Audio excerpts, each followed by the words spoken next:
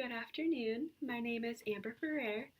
Today I'm going to explain how environmental air comes through our respiratory system to allow us to blow up a balloon with air. So to begin, I'm going to start with the diagram actually to help kind of put a visual to the concept. So as we take a simple breath like breathing on a daily basis, we take in air, which is called inhalation, taking it into the system, and the air flows in through the upper airway where the nose, mouth, and trachea are. So on here, it would be the nose coming in through over here, the mouth over here, and the trachea is this long tube going down towards the bronchial tubes. So once it goes down there, you take a deep breath, goes through the system, and it goes down, and your rib cage moves up and out. So I don't have it labeled on here, but the rib cages are protecting the lungs. So around here, they're going to go up and out because they need to make enough room to allow the air to go through. And then the external intercostals contract, which expands the thoracic cavity, which is all in this region right here, that allows the air to come through so we can send it back out to take a breath or blow up a balloon, whatever situation you may be in. So as you take a deep breath, the diaphragm is going to flatten to take in the environmental air, which is going to proceed to expiration to fill the balloon with air. But the lungs need to expand in order to allow the air to come in and the volume of the thoracic cavity to expand as a result of the contraction of the diaphragm.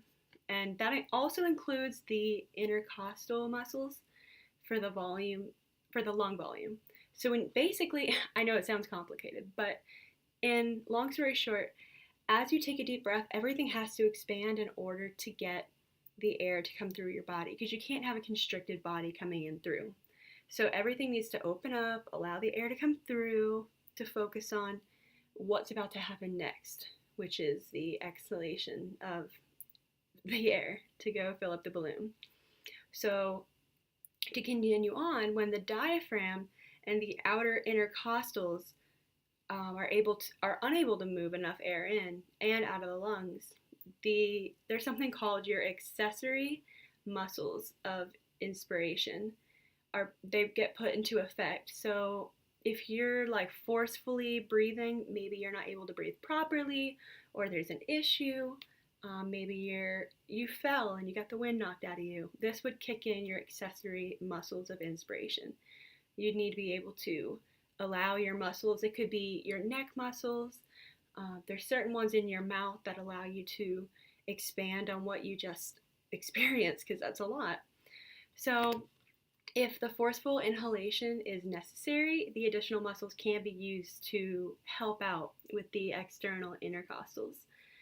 So, like I said, neck muscles, the rib cages can kind of help with the neck muscles to pull on to use for forced inhalation.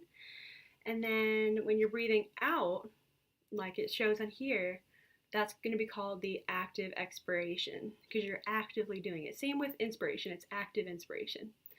So the rib cages, instead of moving up and out, it's going to be down and in, and the diaphragm relaxes and returns to like an ordinary state and the way that it was before, to continue on to the next cycle as we take deep breaths.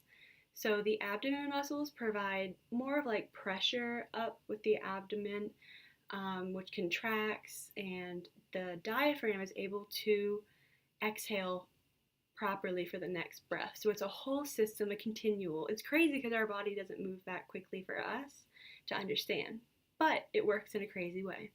So if forced exhalation needs to occur to breathe properly, the internal intercostal muscles are responsible for this situation. So, depressing the ribs, decreasing the space in the chest, that's going to help allow the flow of air to come out properly. And as that air comes out, it can be, like I said, there is such thing as forceful inhalation. Well, there's forceful exhalation. exit exhalation. And it's going to allow you to fill up a balloon because you're forcing it out. You're putting more air out to put it in. So that can come out through the nose, through the mouth, depending on what you're doing. But with a balloon, you're going to be doing it through your mouth, doing forceful exhalation. I hope this helped you understand the concept of how to blow up a balloon properly, with how your respiratory system works with it. And I'm